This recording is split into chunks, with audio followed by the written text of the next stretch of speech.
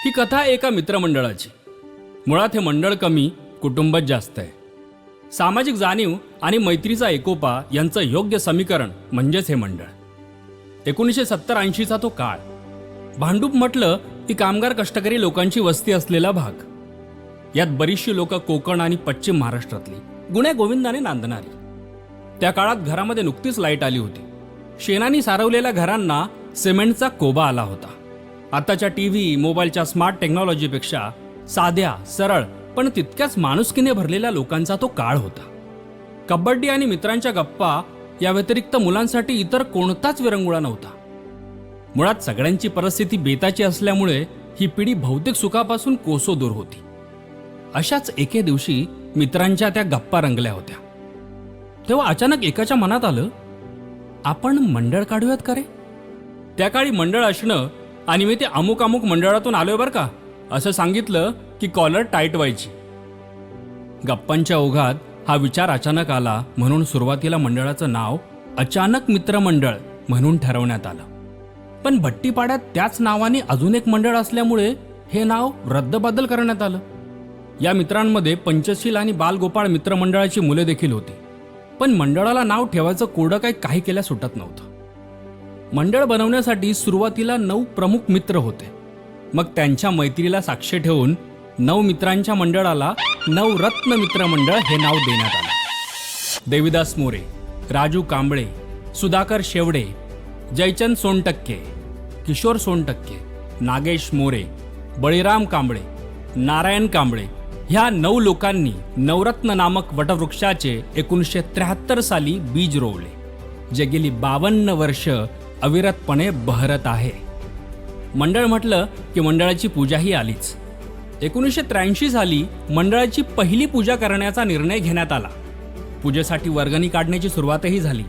कोणी 4 आणे, कोणी 8 आणे, तर काहींनी 2 रुपये इतकी वर्गणी दिली. सगळ्यात जास्त 11 रुपये वर्गणी अशी वर्गणीची देणगी जमा झाली. आता वर्गणी कमी असल्यामुळे मंडळाचा देखावा, पूजेचा खर्च आपापल्या घरातून आणलेल्या साहित्यातूनच व्हायचा. पूजेचा उत्सव यशस्वी करण्यासाठी सर्वजण जीव ओतून काम करायचे. 6 महिने आधीपासूनच पूजेचं नियोजन कसं करायचं, देखावा कसा असेल याचा विचार करत राहायचे. रात्रंदिवस एक करून सर्वजण पूजेचा मखर आणि देखावे तयार करायचे. आता जिथे होळी होते त्या मैदानात पहिली पूजा 42 वर्षांपूर्वी केली होती. तेव्हा तबेल्यातून शेण आणून जमीन सारवून मंडप घातला होता. संपूर्ण परिसर स्वच्छ केला आणि तीच परंपरा आज तागायत चालू आहे बरं का. दरवर्षी पूजेचे मखर आणि देखावा बघायला लोकांची गर्दी होऊ लागली. तो देखावा पुढच्या वर्षी आपल्या मंडळात असावा म्हणून तो देखावा नेण्यासाठी सुद्धा मंडळाचे नंबर लागू लागले. मग दरवर्षी नवीन नवीन कल्पना घेऊन दिवाळीसाठी कंदील सुद्धा बनवले जाऊ लागले. असेच एका वर्षी कंदील बनवण्याच्या स्पर्धेत मंडळाच्या कंदिलाला बक्षीस मिळाले. त्या ट्रॉफीची भव्य मिरवणूक काढण्यात आली.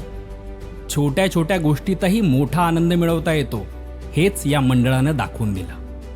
याच मित्रांच्या गलक्यात एक बातमी आली की अमुक एका मंडळाच्या लोकांनी त्यांचा बँजो विकायला काढलाय. आता ही संधी कोणाला सोडायची नव्हती, कारण सगळ्यांची इच्छा होती की आपला सुद्धा एक बँजो असावा. पण आर्थिक परिस्थितीसमोर पैशाचं सोंग आणता नाही येत ना.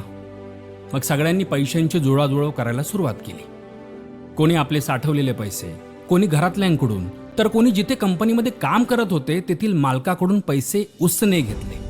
तब्बल 2300 रुपयात तो बुलबुल असलेला सेकंड हँड बँजो विकत घेतला. आता तुम्हाला वाटत असेलच ना की 2300 रुपये जमा करण्यासाठी इतकी मेहनत घ्यायची काय गरज होती, यात काय विशेष. अहो पण तो काळ होता 1980चा. त्या काळी सोनं 2800 रुपये तोडा होतं, म्हणजे आत्ताचं 1 लाख. तेव्हा लोकांना महिन्याला पगार 300 आणि 500 रुपये होता. तर तुम्हाला कल्पना आलीच असेल की या बहादरांनी 2300 रुपयांचा बेंजो विकत घेण्यासाठी किती मेहनत घेतली असेल. आणि मित्रांनो, अशाच प्रकारे नवरत्न बँजो पार्टी उदयाला आली आणि अवघ्या काही दिवसातच पंचक्रोशीत त्यांचं नाव झालं होतं. लग्न, लग्नाची वरात, हळदी, मुंज, गणेशोत्सव, नवरात्रोत्सव सगळीकडे नवरत्न बँजोची हवा होती. अहो बाहेरची लोक 3 ते 4 महिने आधीच बँजो बुक करायचे. अहो इतकंच काय, भांडूप येथील नानावाडी मित्रमंडळ अहो तब्बल 8 वर्ष गणपतीचं विसर्जन नवरत्न बँजोशिवाय करायचेच नाहीत. अहो त्यांचे या मंडळासोबत इतके घनिष्ठ ऋणानुबंध झाले की काय सांगावं. यानंतर पुढची पिढी मंडळात दाखल झाली. त्यांना बँजोची आवड लागली. अहो त्यांनी सुद्धा यात जीव ओतला हो. सुरेश भिल्लारे, भूपेंद्र सोनटक्के, सचिन पडवळ, बाबू गोवेकर, समीर तोंडवळकर या नव्या पिढीने जवळपास बँजोचं साहित्य 2 लाखांपर्यंत नेलं. अहो बुलबुलच्या जागी होंडा कंपनीचा नवीन 11,000चा कॅसिओ आला. मंडळ संपूर्णपणे फार्मात आलं होतं बरं का मित्रांनो. पुणे, सातारा, सांगली, कोल्हापूर, रायगड, कोकण अशा बऱ्याच ठिकाणी बँजोच्या ऑर्डर्स मिळू लागल्या. ऑर्डर्समधून मिळालेल्या पैशांचा मंडळाच्या समाज उपयोगी उपक्रमात वापर होऊ लागला. शिवजयंतीसाठी, होळीसाठी, पूजेसाठी, दहीहंडीसाठी, कोजागिरी पौर्णिमेसाठी सुद्धा, तसेच लहान मुलांसाठी नवीन नवीन उपक्रम देखील राबवले जाऊ लागले. बँजो वादनातून आलेल्या पैशातून मंडळ मोठं कसं होईल यासाठी सर्वजण झपाटून काम करत होते. लहान मुलांमध्ये वाचनाची आवड निर्माण करण्यासाठी, तसेच गरीब मुलांना पुस्तकं वाचायला मिळावीत यासाठी मैदानात एक पुस्तकांचं कपाट ठेवण्यात आलं. त्यात मुलांना वाचनासाठी, अभ्यासासाठी मोफत पुस्तकं उपलब्ध करून देण्यात आली. त्या कपाटामध्येच हळूहळू वर्तमानपत्र ठेवायला देखील सुरुवात झाली बरं का. कालांतराने एक छोटं शेड तयार करून आबालवृद्धांना बसण्यासाठी, वर्तमानपत्र वाचण्यासाठी एक हक्काचा निवारा देखील मंडळाने तयार केला. गावदेवी रोडवरून चालत आल्यानंतर पायऱ्यांचा मोठा चढ चढावा लागेल. त्यामुळे लोकांची दमछाक होईल. त्यांना थोडासा विसावा मिळावा हा सुप्त विचारसुद्धा हे वाचनालय बनवण्यामागे दडलेला होता. लोकांना चालताना रस्त्याने सावली मिळावी म्हणून वृक्षारोपण देखील केलं. आज तुम्हाला तुमच्या आजूबाजूला दिसणारी जी झाडं आहेत ना, ती याच मंडळाच्या दूरदृष्टीतून लावण्यात आलेली आहेत. वटपौर्णिमेला आपल्या मंडळातील महिलांना वटपूजा करण्यासाठी दूरवर जावं लागायचं. यासाठी मंडळाने एक वटवृक्षाची लागवड देखील केली. त्यानिमित्ताने आजूबाजूच्या परिसरातील कित्येक महिला आपल्या इथे वटपौर्णिमेला येऊ लागल्या. समाज आणि मंडळ हे दोन्ही घटक अशा छोट्या छोट्या गोष्टींतूनच मोठे होत असतात. नवरत्न मित्र मंडळ अजून एका गोष्टीसाठी ओळखलं जातं, ते म्हणजे छत्रपती शिवाजी महाराज यांच्या भव्य तैलचित्रासाठी.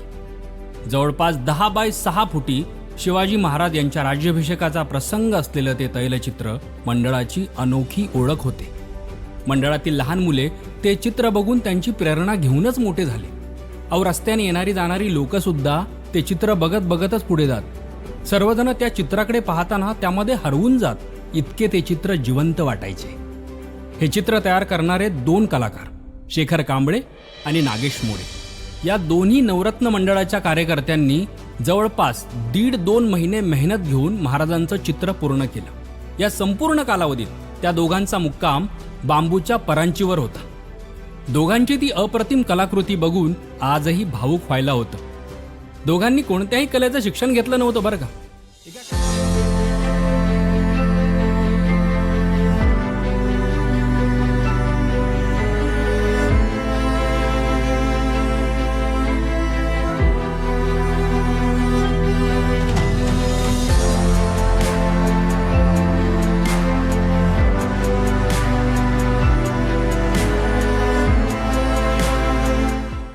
एका कागदावर छोटं चित्र काढणे आणि एका मोठ्या भिंतीवर भव्य असं चित्र रेखाटणे या दोन्हींमध्ये जमीन आसमानाचा फरक असतो. त्यामुळे शेखर आणि नागेश या दोघांना लोकांनी वेड्यात काढलं. इतकं मोठं चित्र जमेल का? उगाच पैसे वाया जातील. कशाला वेडेपणा करता रे? निमूटपणे छोटं चित्र काढा आणि शांत बसा. असे अनेक सल्ले त्यांना दिले गेले. परंतु या दोन्ही वाघांनी जे ठरवलं होतं ना, त्याप्रमाणे महाराजांचे भव्य चित्र काढून लोकांना त्यांनी अचंबितच केलं. त्यांच्याबरोबर अजून 2 जण होते, सचिन पडवळ आणि नित्यानंद शेट्टी. हे दोघे मंडळाची आण बाण शान आणि जान होते. आता दोघांचा मंडळावर आणि मंडळाचा दोघांवर जीव होता. मंडळाकडे वाकड्या नजरेने बघायची कोणाची हिंमत नव्हती. या दोघांनी मंडळाला कुटुंबासारखं एकत्र ठेवलं होतं. सचिनने सगळ्यांशी हसत खेळत मस्तीचं वातावरण निर्माण केलं. सचिनने सगळ्यांना टोपण नावं देखील दिली होती. सचिन चेष्टा मस्करी इतका करायचा की त्याच्या नजरेतून कोणी सुटायचंच नाही. इतकंच काय तर सचिन पडवळ त्याच्या वडिलांची इतकी मस्करी करायचा की ते त्याला मारायला त्याच्या मागे धावायचे. अहो त्यांच्या चेष्टा मस्करीची आजही मंडळातील लहान थोरांना उणीव जाणवते. सचिन कच्ची वाजवण्यात बादशाह होता. त्याच्या कडकडीत कच्ची वादनाने वातावरण धुंद व्हायचं. त्याच्याशिवाय बँजोला मजाच नव्हती ना. तसाच दुसरा हिरा म्हणजे नित्यानंद शेट्टी. उंच, गोरा, सडपातळ पण तितकाच चपळ, मंडळाचा दुसरा आधारस्तंभ. सर्वांशी मिळून मिसळून राहणारा, प्रत्येकाच्या मदतीला धावून जाणारा. एकदा तो मंडळाचा खजिनदार असताना मंडळाच्या पूजेच्या खर्चातील 100 रुपयांचा हिशोबच लागत नव्हता. बिचारा 2 ते 3 दिवस खूप बेचैन झाला. सर्व हिशोब परत परत तपासले. त्यानंतर त्याला समजलं की ते 100 रुपये कुठे खर्च झाले ते. थोडासा शांत झाला. प्रश्न 100 रुपयांचा नव्हता हो, प्रश्न होता प्रामाणिकपणाचा. त्याचं प्रत्येक वेळी म्हणणं असायचं की पूजा झाली की सगळ्यांना पूजेचा हिशोब कळलाच पाहिजे. पैसे किती खर्च झाले, कुठे खर्च झाले, किती वर्गणी गोळा झाली, ज्या त्या वेळेला जी ती कामं झालीच पाहिजे. तेव्हाच मंडळाची विश्वासार्हता आणि लोकांचा विश्वास मंडळावर टिकून राहतो. आजही मंडळातील सभासद वर्गणीपेक्षा स्वतःच्या खिशातले जास्तीचे पैसे कोणतीही अपेक्षा न ठेवता खर्च करतात. नवीन पिढीला प्रेरणा देण्यासाठी, नवरत्न मित्र मंडळाची नवी ओळख निर्माण करण्यासाठी समीर तोंडवळकर व नवीन पिढीने मिळून छत्रपती शिवाजी महाराजांच्या नवीन भिंतीशिल्पाचं यावर्षी उद्घाटन केलं. जागतिक दर्जाचा कलादिग्दर्शक अशी समीर दादाची ओळख असताना देखील तो त्याच्या व्यस्त कामातून जितका जमेल तितका वेळ मंडळासाठी काढतो. हिमालयासारखा मंडळाच्या पाठीशी तो सावलीवरून उभा आहे. ह्यातूनच त्याची मंडळाप्रती असलेली एकनिष्ठता दिसून येते. तसेच कार्यकुशल साधू मामा म्हणजे सदानंद पुजारी भावी पिढीला कार्यकुशल आणि आर्थिक साक्षर बनवण्याचं काम करून तरुणांना स्वतःच्या पायावर उभं केलं. शेखर, नागेश, सचिन, नित्तू यांच्या आठवणीशिवाय आणि त्यांच्या मंडळात असण्याशिवाय मंडळ अपुरं आहे. आज ही मंडळी आपल्यासोबत नसली तरी त्यांचा सहवास इथल्या झाडात, इथल्या वाचनालयात दडून आहे. इथल्या प्रत्येक आठवणीमध्ये, प्रत्येक कार्यक्रमात त्यांचा वावर असतोच. जोपर्यंत हे मंडळ आहे तोपर्यंत त्यांचा सहवास आपल्यासोबत नेहमीच असेल. आजकाल हेवेदावे, भांडणं, सुखदुःख ह्या सर्व प्रसंगात मंडळ एकत्र ठेवणे हे एक अग्निदिव्यच असतं. हे आव्हान देखील नवरत्न मंडळाने समर्थपणे सांभाळलंय बरं का. आज मंडळाने बरेच सामाजिक उपक्रम केले. शौचालयाचं नूतनीकरण, विजेच्या दिव्यांची उभारणी, रक्तदान शिबिर, आरोग्य शिबिरं, महिलांसाठी हळदी कुंकू, लहान मुलांसाठी स्पर्धा, पूजेला दशावतार नाटक किंवा साई भजन अशा विविध रंगी कार्यक्रमांची देखील रेलचेल असते बरं का. नवनवीन कल्पना आणि उपक्रम राबवण्यात नवरत्न मंडळ आघाडीवर आहे. आज आपल्या मंडळातील मुलं इंजिनियर, डॉक्टर, संशोधक, कलाकार, सरकारी अधिकारी, उद्योजक अशा विविध आघाड्यांवर यशस्वी घोडदौड करीत आहेत. त्याचबरोबर प्रत्येक घरातील महिलांचा मंडळामध्ये तितकाच सहभाग असतो. वेगवेगळ्या जाती धर्माची लोक कित्येक वर्ष गुण्या गोविंदाने राहत आहेत. जातीपातीचं राजकारण इथे येऊच दिलं जात नाही. राजकीय पुढाऱ्यांची गुलामगिरी सुद्धा इथे कधीच टिकली नाही. जवळपास 50 वर्ष उलटून गेलेला हा प्रवास असाच पुढे चालत राहील हे मात्र नक्की. तुझा वीण साईनाथ आम्हा कोण वाली, धन्य धन्य झालो आम्ही कृपा तुझी झाली. तुझा वीण साईनाथ आम्हा कोण वाली, धन्य धन्य झालो आम्ही कृपा तुझी झाली. शिर्डी हीच पंढरी साई ही विठाई, ध्यानी मनी साई नाम तुझे नसे काही. साई दिगंबरा यतीवरा ह्या जवळी ह्याले करा. साई कृपा करा गुरुवरा, व्यापारी हो आसरा. साई दिगंबरा यतीवरा ह्या जवळी ह्याले करा. साई कृपा करा गुरुवरा, व्यापारी हो आसरा.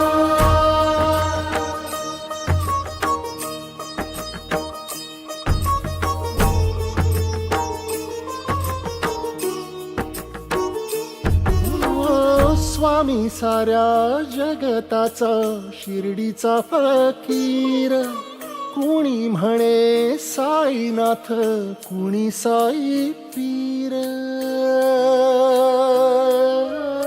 स्वामी साऱ्या जगताचा